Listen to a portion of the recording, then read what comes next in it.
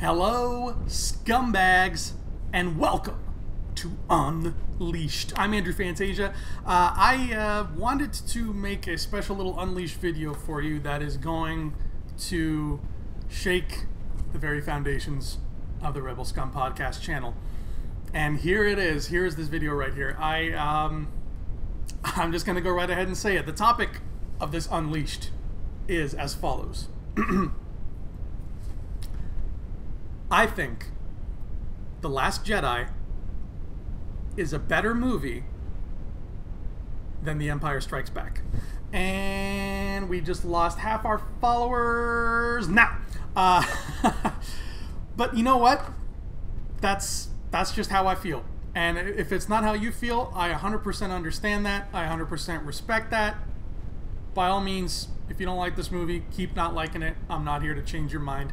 I'm just here to explain why, for me, The Last Jedi is a better film than The Empire Strikes Back. And obviously, these are some tricky waters to navigate. They are, especially considering the climate of Star Wars and Star Wars fans in general at the moment. I mean, until we get that Solo trailer, I think it's fair to say that the Star Wars climate right now is a minefield that's just primed and ready. So let me try to explain this as best I can. This is just coming from my own heart and soul. This is how I feel. I think that this movie is better than The Empire Strikes Back, but my reasoning behind it is why this video exists. So let's dive into this. And again, I'm not poo-pooing on anybody who doesn't like this movie. Let me get that out of the way. I'm not here to say you're wrong if you like Last Jedi and here's why. No, that's not what I'm doing, baby. I'm just here to say I love Last Jedi for this reason, and this is why I think it's better, etc. I'm just gonna get right into it. If you've turned it off by now, I completely understand, but here we go. So, The Empire Strikes Back was, of course, a phenomenal movie. I can't stress enough how great Empire is. And just because I like Last Jedi more doesn't mean calling Empire Strikes Back a piece of garbage and, you know, crumpling it up and throw it in the dumpster. No, that's not what I'm doing here in this video either. I think that we, like movie fans in general and Star Wars fans in particular, we all fall into this trap. Every one of us now and then falls into this trap where we don't understand how middle ground works. And everybody has had this happen to them in the past. Nobody is not guilty of this. What I mean by that is we don't seem to realize that you can like one movie better than another movie, but still like that other movie. When we get very defensive about stuff that we love, we tend to just look at it in a straight black and white approach, meaning, oh, you were not, you know, you like Last Jedi better than Empire, you must hate Empire. No, I don't hate Empire. A movie doesn't either be bad or good. There's plenty of room in between. A good example, here's a guilty pleasure movie for me, is the movie Clue. Okay? Clue, I'm gonna go right ahead and say it. I don't think Clue is a good movie. I don't. It's tries way too hard to be funny, and the jokes fall flat like 80% of the time. I don't think Clue is the greatest movie. Not even by a long shot. It wouldn't be in my top 200 favorite movies. But I like it. I have, you know, it's a guilty pleasure. I have this sort of, I'm charmed by Clue. I own Clue. It's sitting on my shelf right now.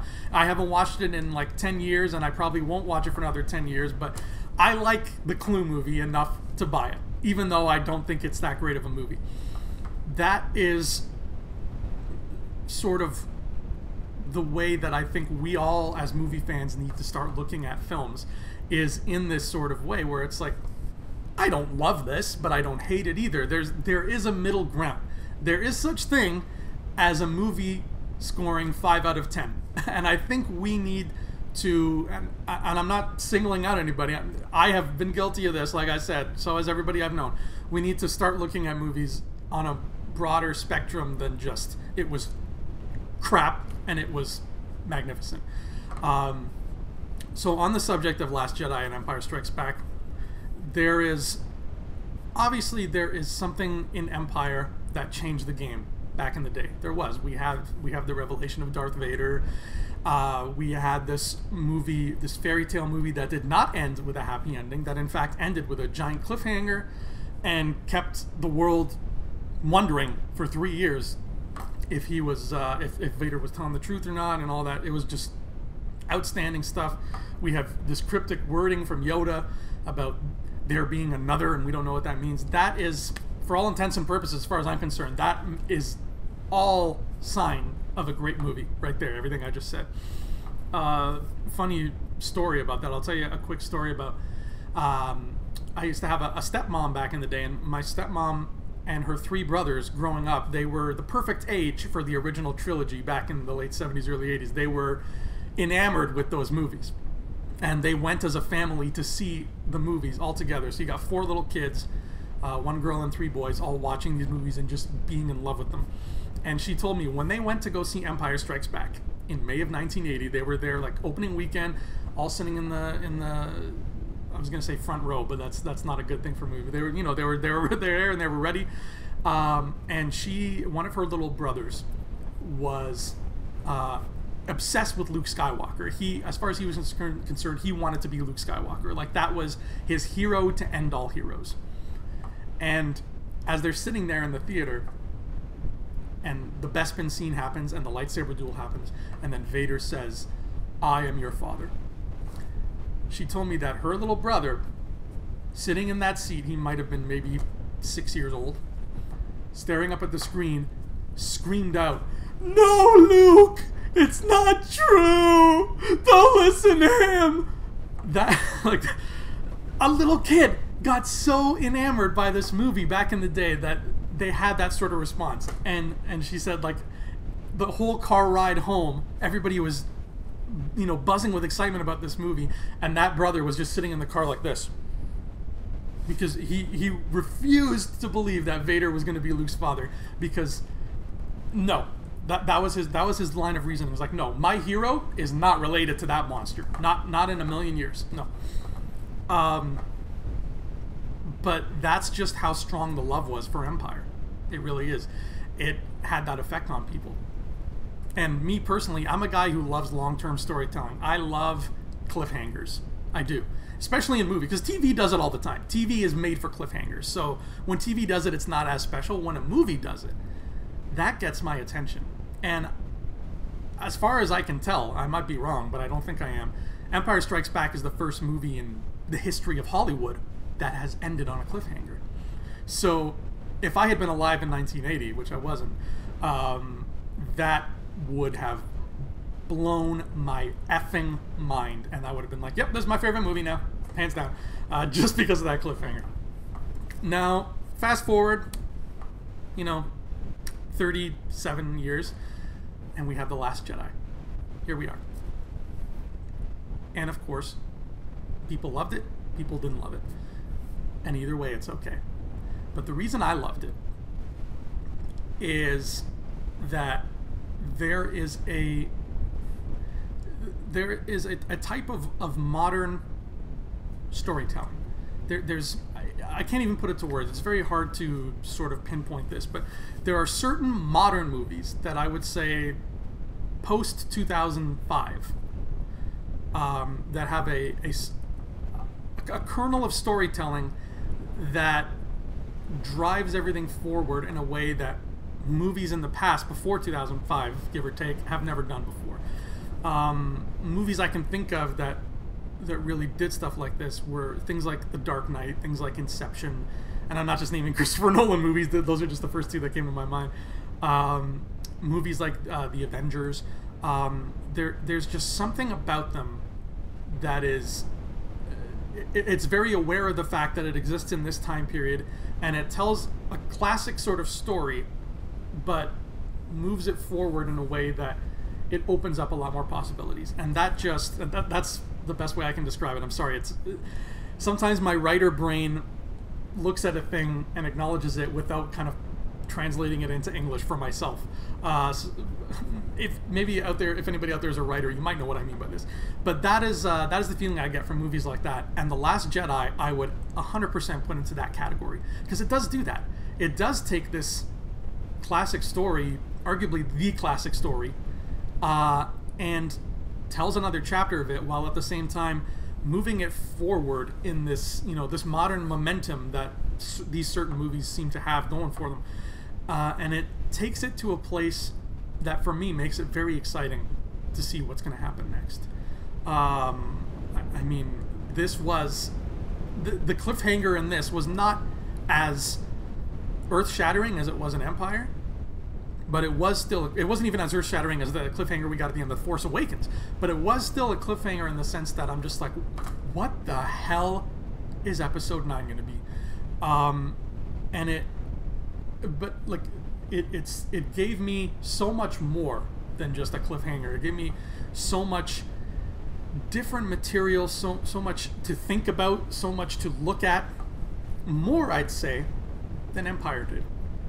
And that specifically comes just from a very world-building kind of perspective, which is a thing that, again, I have gone on record to say I love. I love me some world-building. And Empire had great world building. I mean, we got 3 new planets. We got Hoth, we got Bespin, and we got Dagobah, and they were all amazing. And we met a bunch of new characters and a bunch of new vehicles and weapons, etc. That's what Star Wars does best. And Empire had it in spades, and it had bounty hunters, all that. Beautiful, magnificent stuff. But Last Jedi did have more world building than Empire. We got to know more about these other planets. Sure, we got to know about Ahch-To and Cantonica and Crate, but there's a larger stock of stuff, of universal stuff that was put into this movie than we got in Empire. Mostly because Empire and the original trilogy in general, it really stuck to the fringes of the galaxy. It really did. Like, everything... From a budgetary standpoint, Lucas just wrote them that way. Let's set it on some desolate planet so we don't have to, build Coruscant. And that's why we get planets that are very sort of barren and low-key in the originals, Bespin notwithstanding.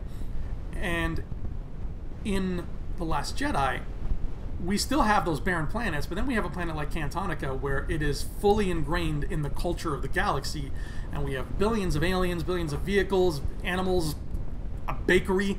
When's the last time we saw a bakery in Star Wars? Never. We saw a bakery, and now I'm sure every one of those frickin' multicolored baked pastry treats in that shelf that the Fathiers run through, I'm sure every one of those pastries has a name, and we're gonna find out. And that's just beautiful world building, guys. That really is. That's one of the many reasons that this movie, to me, tops Empire in the world building standpoint. And finally, I think the biggest point of all that I want to make is there's another thing that we movie fans, and I'm including myself in this, there's another thing that we become guilty of. And James and I have talked about this a few times, I think on the show as well, and it's something that really bums us out. And basically, when you go online, let's say you go online and you Google, what are the best Star Wars movies in ranked order, and you would, the Google search would turn up like 25 different magazines doing their own separate rankings of all the Star Wars movies. I'm sure there's like tons of those.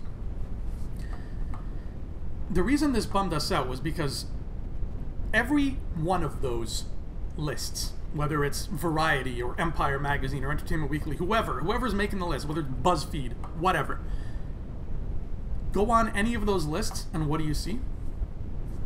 Prequels at the bottom, new ones in the middle, originals on top, Empire number 1. Like always. As it was in the beginning, is now, and forever shall be. That's how you will see every one of those lists. Maybe there's like one or two that, tried to think outside the box, but for the most part, that is what you see. Prequels at the bottom, new ones in the middle, originals at the top, crowned by Empire. And there's nothing wrong with... If Empire Strikes Back is your favorite Star Wars movie, there is nothing wrong with that. But the way I personally look at it is... okay, we're getting Star Wars movies pretty much every year for the next decade, let's say. I want, as a Star Wars fan and as a movie fan, I want every single one of these new movies to be better than Empire Strikes Back. I do. And I love Empire Strikes Back. I can't stress that enough. I love it. Before all these new movies started coming out, it was my number 2 on my list. But I want them all to be better. And I think that there are a lot of people who, if something is older, something classic like Empire, and it's beloved to them, we get this mind, and like I said, I've been guilty of this before. We get it in our mindset that because it's an older classic beloved thing, nothing is ever going to top it, and we, subconsciously, whether we realize this or not, we will not let anything top it. And I think I can come up with a perfect example for that. It's something I'm guilty of right now as we speak. I'm going to show you guys something. Okay? I don't know if we have any video game fans out there. If so, hi. I like video games too. I'm going to show you one of my favorite video games of all time. Okay? Here it is. This is the Ocarina of Time. This is a Zelda game that came out in the late 90s for the Nintendo 64. It is one of my top 3 all-time favorites. I have played this game from start to finish to completion maybe about 15 times, maybe more. I play it almost every other year. I can't get enough of it. And it reminds me of my childhood. It actually came out around the same time as the Phantom Menace, which is, a fun little side act bar there. But it reminds me of those days. I used to, my cousins got it before I did, because they had an N64 before I did. So I remember being on the phone with them and being like, hey, where are you now? You're in the Fire Temple? Oh my god, that's awesome. And then going over to their house and watching them play it, and then starting my own file, and they watch me play it. And there's so many beautiful memories I associate with this game that I will cherish forever. And on top of all those great memories, it's just a friggin' kick-ass game. I love it. And in the Zelda series, I have had it at number 1 in all the Zelda games since the day that I played it. So it's been number 1 for a long time. Now, earlier this week, I bought this. This is the new Zelda that came out on the Switch. I know I'm kind of late to the party. This is already about a year old. But I typically don't get games day one unless it's something I really, really am on pins and needles waiting for. And I was anxious to play this, but I didn't have a Switch when it came out, so I've been biding my time, and I finally got it. And I spent an unhealthy amount of time this week playing this game. This game is better than this game. This is leagues better than this. But my personal, I don't even want to say bias, because I feel like that word has too many negative connotations here, but my personal feelings make it very hard for me to concoct a list in my brain where this is now number 2. Because for 20 years, this has been number 1, and nothing has changed that until now. And I completely understand Star Wars fans who would watch something like Force Awakens or Rogue One or Last Jedi and subconsciously think, okay, yeah, I'm having a good time, but no, it can't be better than Empire. Empire still has to be number 1 because it's Empire. I completely understand that mindset. And I just want myself, and of course everybody, but for myself, I want to be able to look at new material like this and admit to myself, you know what? This is going at the top of the list now. And if I ever make a Zelda list, I think I have no choice now but to put this at number 1, because I'm barely, 25% into this game, and it's already blowing my mind in ways I couldn't possibly imagine. This blew my mind. This is still beautiful, and I love it to death, and I will never stop loving it. But at the end of the day, this is still a better game. And I think that in film, we have to accept the fact that things can be beautiful and wonderful and have special places in our hearts and not be perfect and not always be number 1. And I am excited for more. I am excited right now. This is always in flux, but if you saw our ranking Star Wars video, right now The Last Jedi is my number 1 favorite Star Wars movie. And I can't wait for it to not be number 1 anymore. I can't wait for Disney to make another Star Wars movie that is even better, and it tops Last Jedi for me. And then I can't wait for another one to come out that'll top that one. That's the way I'm looking at these films. If I was sitting here and saying Return of the Jedi is my favorite because it's one of the originals and I don't ever want anything to be better than Jedi, if that's my mindset, then I don't even know why I would watch the new movies, because I'm already setting myself up for failure, if that makes sense. I want Disney to constantly one-up itself. And I think at the end of the day, we all do. I think we all want Episode 9. We all wanted 7, 8, and now eventually 9 to be better than 4, 5, and 6. We did. And personally, I think so far 8 was. But there's a stigma in our brains. There is an attachment that we need to see past.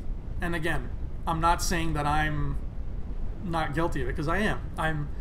I will never stop loving this. But at the end of the day, we need things to be one-upped. We need to Google those ranking Star Wars lists and see Attack of the Clones at the top of one of those lists one day. Because if every one of those lists is a carbon copy of every other one, and it just repeats the same song of prequels, new ones, originals, Empire, then why do those lists even exist? Why does fandom even exist? Why are we sitting around all agreeing on the same thing? It creates a very boring box. And I've always been a fan of things happening outside boxes. So to me, Last Jedi topped Empire. It's not like it's a giant gap. It's not like, The Last Jedi is like a 24 and the Empire is only a 10. No. It's very close. I mean, even Empire and Jedi were like neck and neck for me. But it does top Empire by a small margin. And it gives me that feeling. It gives me that sense of wonder, that sense of, yes, it topped everything I loved before. Like, it's pushing the envelope constantly. That's exactly what I wanted to see from the new Star Wars. And I couldn't be happier that we're getting it. And when I first walked out of that theater after watching Last Jedi, I'm going to admit, I was stunned. I was not in love and exuberant and singing its praises on a mountaintop. I was stunned at what I saw. I was like my stepmom's little brother, sitting there like, Luke! No! Don't kill Luke! And then on the way home, I was just like, they freaking killed Luke. My stepmom's little brother ended up loving Empire. I ended up loving Last Jedi. We have these emotional responses on our first viewing, but those are always subject to change. That's just how it works. So, hate me if you want. I mean, I do love this movie more than the others right now. That's the thing about Star Wars movies, is when you rank them, it's constantly in flux. It never stays the same. But at the end of the day, I would love if myself and every fan of every movie ever, I would love if we all took the time to, you know, do exactly what the Last Jedi's characters did, is honor the past and never forget the past and never let go of the wonder and the lessons that the past has given us. But acknowledge that because of the past, the future should always be better. That has been Unleashed. I have been Andrew Fantasia. And you can send your hate mail right there in the comments if you like. I understand if, you know, this is going to grind some gears, and I totally get that. So it's okay. Come at me. I understand. But we will see you next time on Rebel Scum Podcast. And until that time comes, may the force of others be with you. Hey scumbags, thanks for watching. Don't forget to give us a thumbs up on our video. As always, please subscribe to our YouTube channel, Rebel Scum Podcast, for all the latest videos.